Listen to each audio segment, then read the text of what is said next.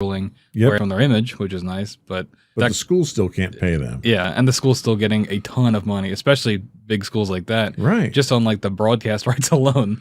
So, And that's what blows my mind is they're bringing in money hand over fist to the point that you've got college stadiums that are more well appointed than professional stadiums these days. yeah, I don't know. When I look at it, I look at it very cynically, and it just seems like these are businesses first and educational institutions second, and they are very greedy. Yeah. And it just seems like they want to get as much money as possible out of people. So Forbes did do a study on what's driving the increases in higher education. Now this study was done September of 2020. And their conclusion, college is expensive. Good work for us. That was helpful. They said since the 1999 to 2000 academic year, the net price of tuition, fees, room and board at a public four-year college has increased 68%. 68% in 20 years. That's insane. The amount borrowed to go to college each year has doubled in the same time. And today, the cumulative federal student loan debt is over $1.54 trillion, more than double the amount of 2010.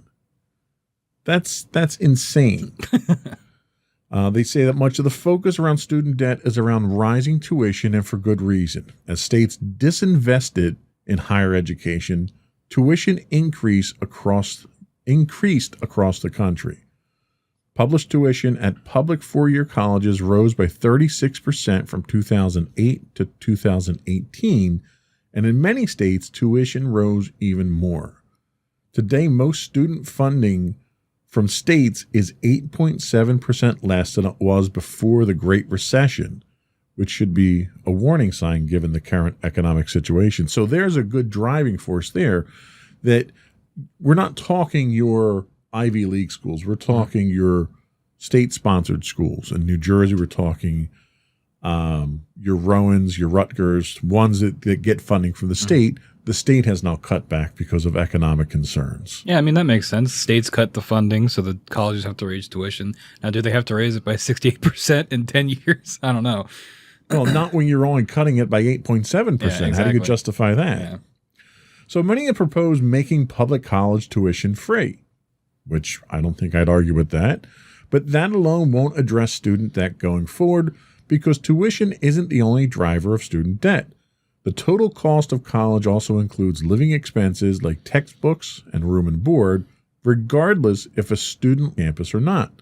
Living costs actually are more expensive than the sticker price of tuition. In fact, tuition and fees only make up 48% of the total cost of college at a public four-year college. At public two-year colleges, it's even smaller. It's an even smaller share at 29%, with living costs almost making up 2/3 of the cost to attend. So you were living on campus your first year. How did that go down? That's something that we didn't even talk about. Like, you're taking out your college loans, but you're also like renting an apartment basically. And, I only did it for 1 year. It just wasn't for me. And I live close enough to campus that it's not really necessary. And it was very expensive living on campus, at least. I mean, there's options, where you can like just get an apartment off campus that I think those might be cheaper, especially if you have roommates, you split that cost.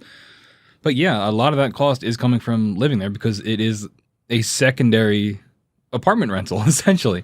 And